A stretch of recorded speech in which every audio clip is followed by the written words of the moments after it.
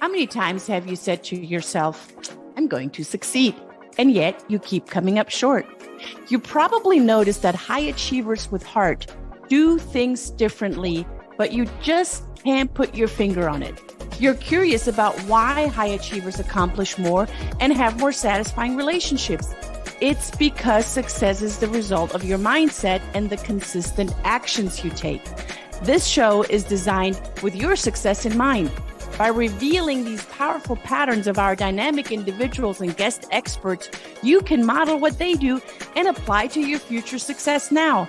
Let's roll up our sleeves and get started. My name is Brigitte Höfele, and this is the Success Patterns Show. And that is right. Happy Tuesday. Thank you for being here on the Success Pattern Show.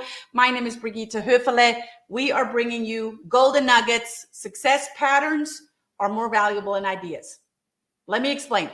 Ideas, while powerful, require trial and error, a lot of time to put into action. Just think about manufacturing.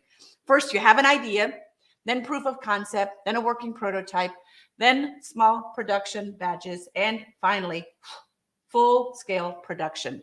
This takes months, maybe even years. And you may have met some people that are collectors of ideas and do little else. Forget everything you've heard about ideas. You're not looking for ideas. You are looking for success patterns. That's why you're at the right place at the right time. Success patterns are different.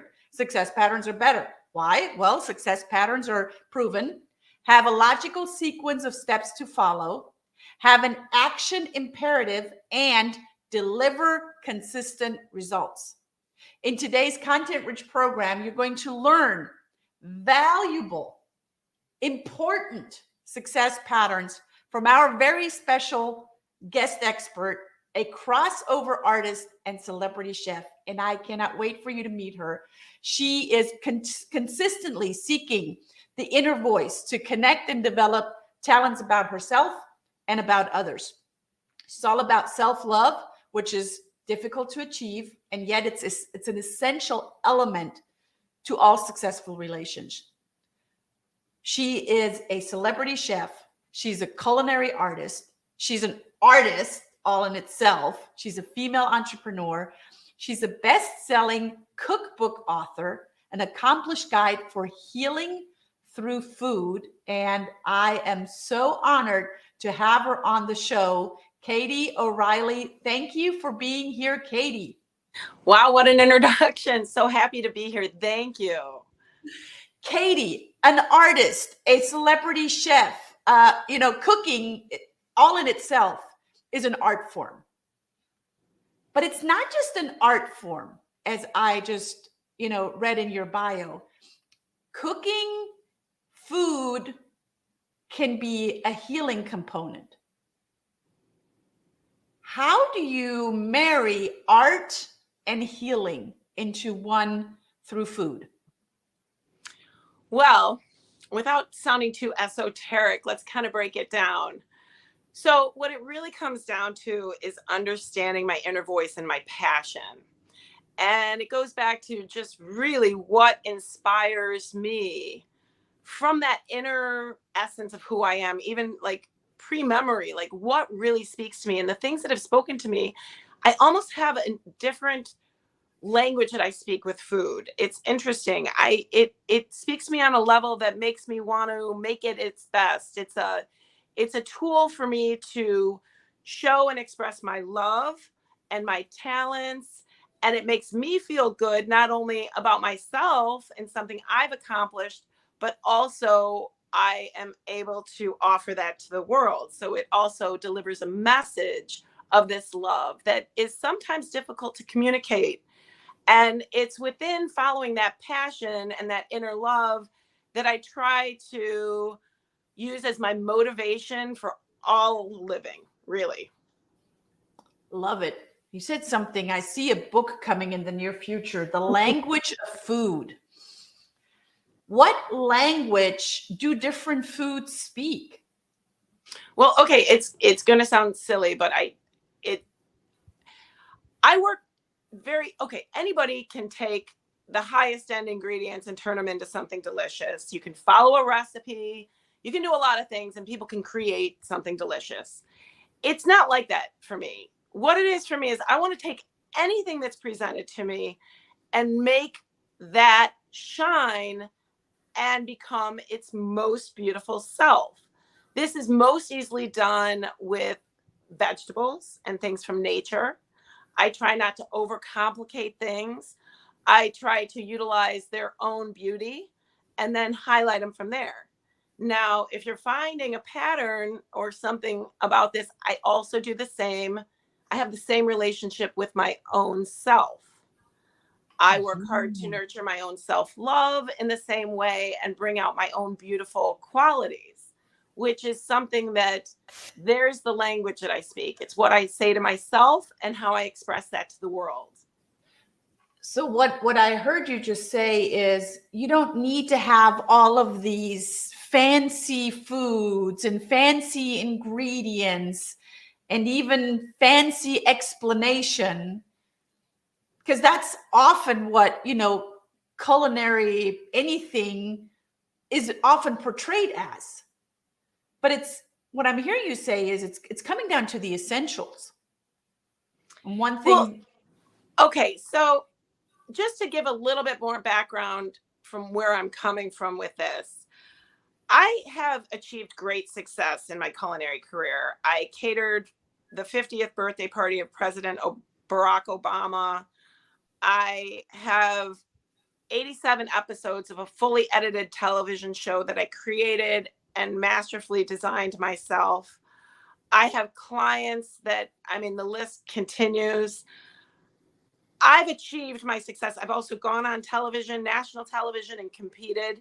So what's important for me is to follow what's next for me and to be genuine with my own inner voice. It happens to be with food and things like art because that's who I am and that's how I express it to the outside world. But what's really important to me is staying genuine within the core of where all of this comes from. And that's where the real challenges come in. And that's my daily challenge with myself and where I am growing constantly. Thank you for that clarification. Did you go to school? Did you go to culinary school? I did not go to culinary school. So everything I know has been speaking to me since birth. And because I have such a strong relationship with food and always felt I've been cooking since I remember. And it's not necessarily because I needed to please people. It's because I love good food and I love the challenge of taking an ingredient or a situation and making it its best. So it's a way for my hands to actually produce something that I envision inside myself. So it comes out. And it's something that I release a lot of anxieties through. I challenge myself. I can prove things to myself. I can get lost in it. I can be silent in it. I don't even care if anybody else is around me. It's my own private space that I am free to create. And then if people enjoy it, great. So there's that creative part again, right? You've come through the Art Institute. You're a very creative soul. You're a very creative being, or you're a creative bee as you are in the moment. And cooking is part of you. That is part of who Katie is. Now, before we started the show today, you and I talked a little bit, and I asked you, does the TV celebrity and culinary part of Katie, is that the definition of Katie? And you're like, no. Yes. Yes. No. It's like an arm, So I will kind of step back a little bit in my history without going too deep within. I have studied and pursued my education mostly in world religions and spiritual development. And I have a philosophy degree as well. So I have spirituality, mysticism, and philosophy as my base core of my passion. It happens to be expressed through food. And like I said, I had a 20-year career, very extremely successful career, even before I went into food at the Art Institute doing special events, where I was in charge of protocol, and I learned a lot about people and ethnicities and entertaining.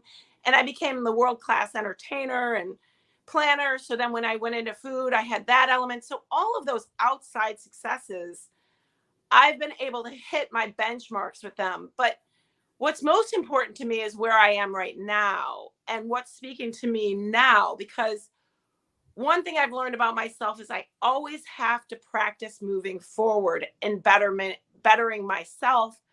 And sometimes what the world tells me that means is not necessarily what my inner voice says, because those can be two different things to us. And what we really need to focus on is listening to what makes sense to us. Because when you're seeing and hearing all this success, what you're also not seeing is the doors that didn't open for me.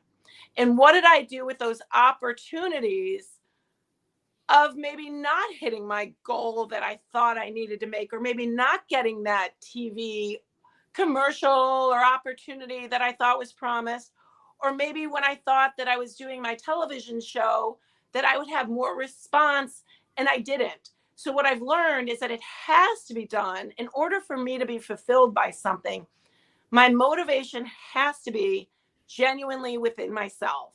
Because if I'm looking to the outside world for that confirmation, what I've learned really fast and furious is it's never going to be there. It cannot be about that for me. So where I stand right now is that I have learned to slow down and embrace my inner soul and spirit and be okay with that. The good, the bad, the ugly. Try not to judge it, be okay with it, and follow that. However, what I love is how far I've gone within this self-love and this understanding, and I'm ready to bring that, and I'm learning to bring that to others. And thank you, because that is true care for humanity. And it's easy when you're in the spotlight, it's easy to get lost in yourself. It's easy to get lost on the validation that we're looking for from the outside, right? And now than ever before with social media, there's so many people out there that are looking for validation from other people, and they get crushed for not getting the likes, for not getting the visibility, for not getting the thumbs up, for not the, you go get it, girl. And they lose their own identity. You constantly staying on your toes. It's a success pattern that I also learned from Karl Lagerfeld, which I'm a big fan of Karl Lagerfeld.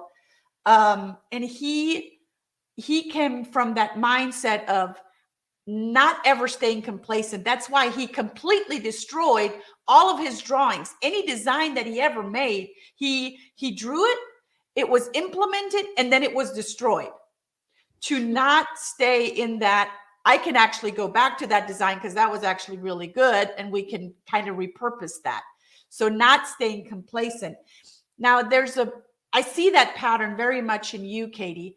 And there's an added on pattern while you're doing that. I call it the concept of while you're doing that, you're also able to do scale, grow, be in a different way, do something a different, like you said, cook or culinary is one arm, creating another arm or creating another leg or something else.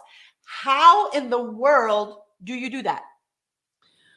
Well, my practice is really about being open and listening to the moment currently.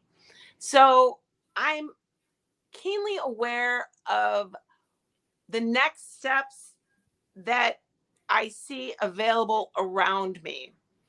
And then I'm also slowing down to listen to how I'm responding to those opportunities and where I'm at with it. So learning about myself is always the beginning of my day. I am a practiced meditator, And that tells me so much about where my honesty with myself lies. I have to be brave with myself. I've got a very tricky way of dancing around, hey, if that stands in my way, am I just going to ignore it, or am I going to just like face it? And those are the things that we have to practice, is looking at our own honesty and listening to what is truly the base of our motivation. And when we're centered with that, the outcome is less judged, and we can see the benefits, even though they are not necessarily the ones we expected. So when we're centered with ourselves and are listening truly to our passion without the noise of the outside world, when we really go back to that instinctual living of like, what does make me feel good about myself, and where do I feel like my talents are growing versus I need to do that.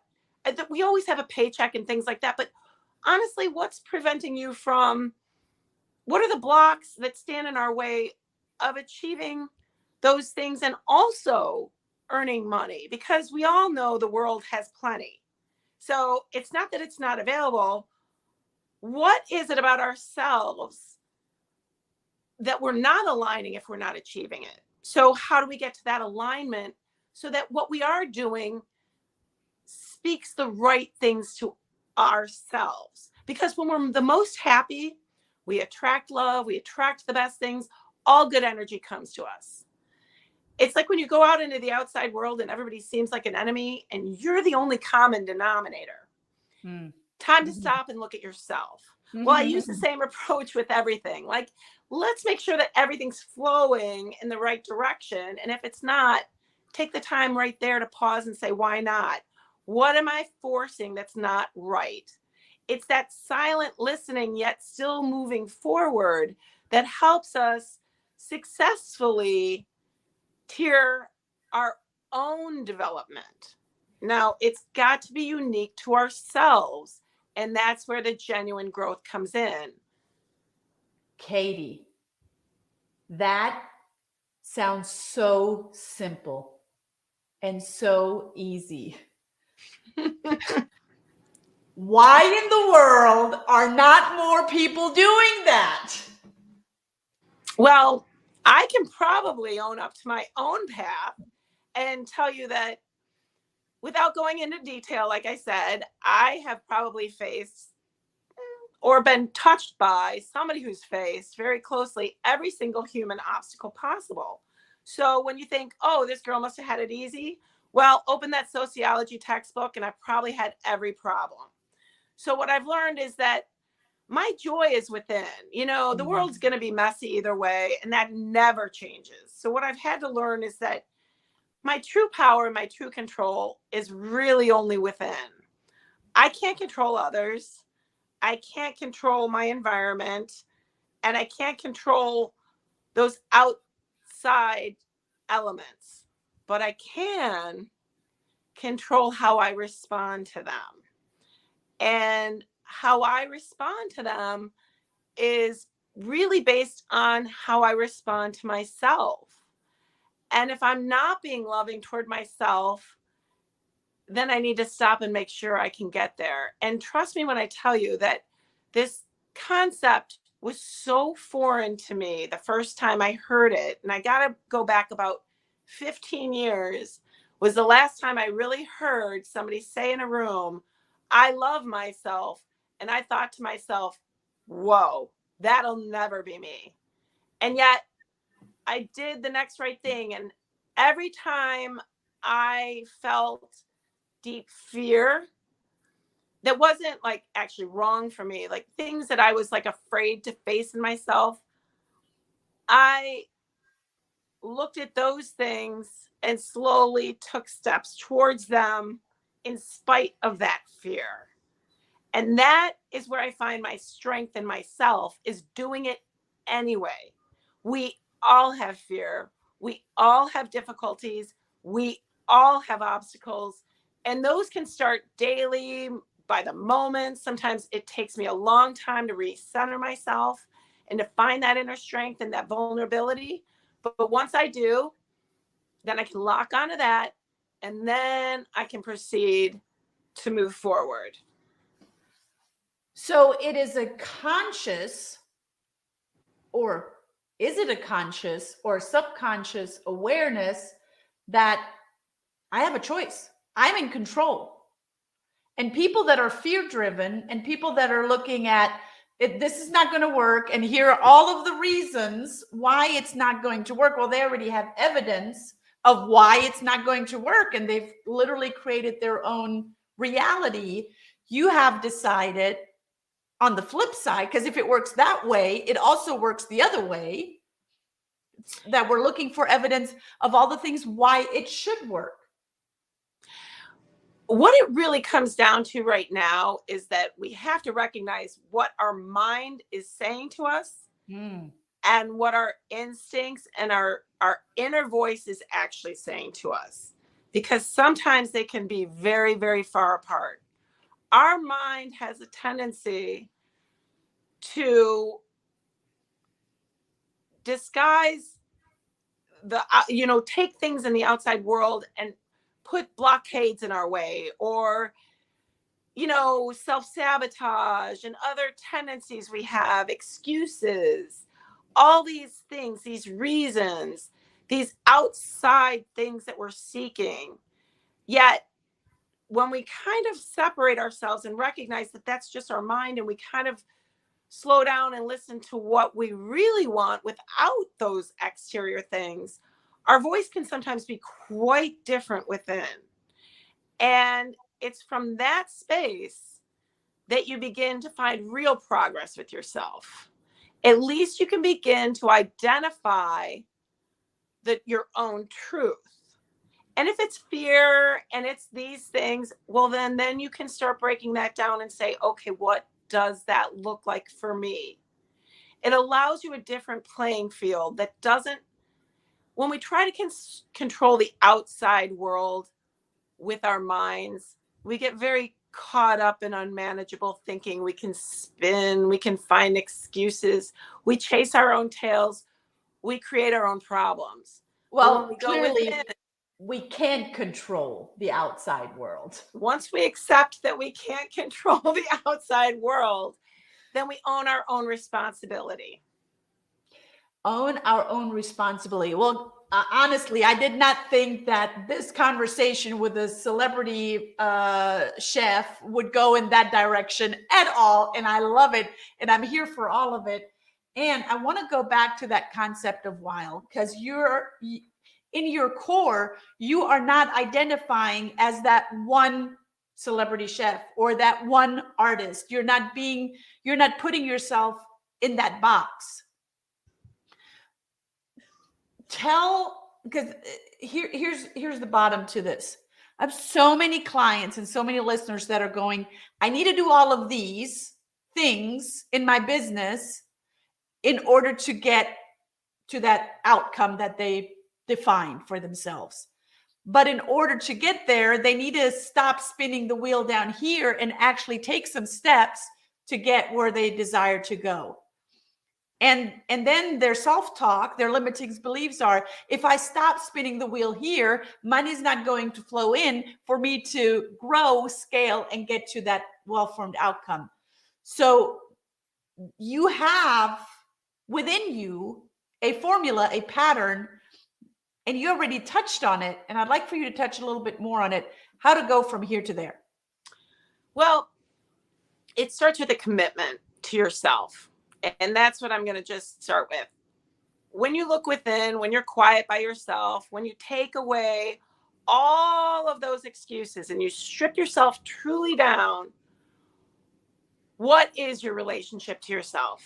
Because it all comes down to our relationships to things, to ourselves, to the outside world. So what we really need to do is make a commitment to wanting to better ourselves. Once we make that commitment, now all these arms, the art, the food, I dance, I'm physically active, all these ways of expressing myself speak and allow anybody who would be working with me to be to utilize these particular tools to make themselves vulnerable in a different way. So sometimes, like, just to make it more concrete, if I was to take somebody and they wanted to work with me, I wouldn't just go in. I'm not a therapist, so I'm not pretending to work out your problems. What I'm trying to do is change your relationship with yourself. So it really has nothing to do with me, except that I would be a guide. So I take you into the kitchen oftentimes because people feel relaxed. And I start cooking because people think they can't cook when they're around me until I have them actually put a knife in their hand and realize all I got to do is chop a carrot. Like, it's just, or they can just watch me. Where does that take them? Where does the conversation flow? What are they experiencing when they allow themselves to no longer connect there and yet be here with me? They start hearing different things. And it's the art or the food or the dance or whatever it may be, or sometimes just simple meditation or silent speaking. Sometimes it's connection through human contact that people need. It depends on the individual. They know where they're at, and it can be a combination. We can get ourselves so lost and so disconnected from that inner soul self that we don't even know where to begin to take that next step. And what I ask is that don't see it as a jump from here to there. What it is it's a journey. And when you experience a journey, you think of it as a vacation or a trip. Well, then every aspect of it becomes fun. So you stop and you realize that you're discovering your vacation is your wonderment within of who you really are. It's like, it's discovering this whole fantasy within yourself and getting to know your own beauty. Success will follow. Once you understand what makes you tick and you have full love, the rest flows. You can ask for help when you need it. You can rely on people to do things. You can instruct people more easily. You hear your own voice. The minutia stops and you center yourself. But it's a relationship and a commitment to self. That's what it boils down to. I have never heard someone use food and cooking with coaching and breaking through barriers. Is cooking a form of trance for you? Completely. I have so many forms, but cooking sometimes, like, I just have to kick everybody out of the room. First of all, I like to challenge myself. I'm a little bit nuts because I've gone so far. So my kitchen sometimes consists of nothing working except like a hot plate, or I like to cook like in extreme environments, like on a boat dock where there's nothing available except, a 250-degree grill and, a small knife, a small cutting board, and an 1.5 inch counter. And that's when I find the most competition. And my ingredients are completely limited to what somebody else just handed me. And yet I have an audience that expects the best from me. So where I go is like, let me at it. Challenge accepted. Challenge accepted. Yes. So that's where I'm at in my career. It's like, I really don't care what anybody thinks. It's about me and my own personal best. So I use that. I lighten up everything because it becomes more humorous and I get less connected to the outside result and more about how did I do and where am I at. So yes, a trance and opportunity for a challenge is always part of my game. And that's part of a growth mindset. Accept the challenge. Don't fight the challenge. Embrace it. Make it fun. And do something outrageously, courageously funky with it. Yes. Yes.